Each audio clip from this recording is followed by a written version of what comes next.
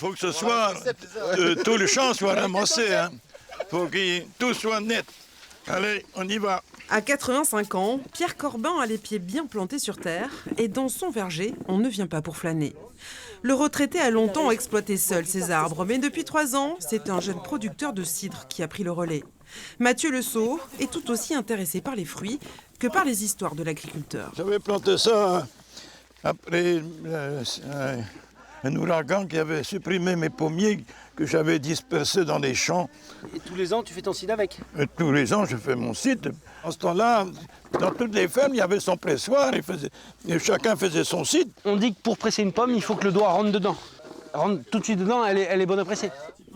Mathieu est installé sur l'île de Groix où il a planté des vignes et des pommiers. En attendant sa propre production, il travaille les pommes d'autres terroirs avec la même exigence que dans la viticulture, son vrai domaine de prédilection.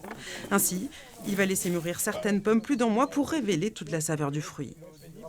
Donc il va y avoir une évaporation en eau, une concentration aromatique, et après on va pouvoir la presser et avoir quelque chose d'intéressant. Au niveau des amers, au niveau de la texture, au niveau du cidre, on est vraiment en train de se projeter sur le profil aromatique du futur cidre.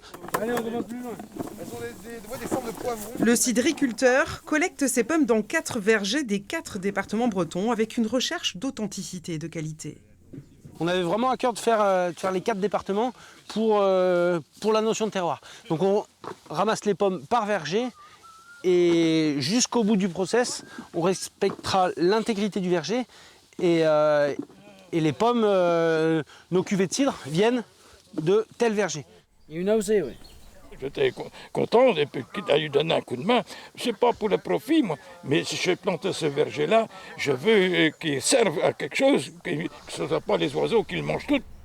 Avec ses cidres de terroir, Mathieu Le Sceau a l'ambition de redonner ses lettres de noblesse à un breuvage de tradition bretonne.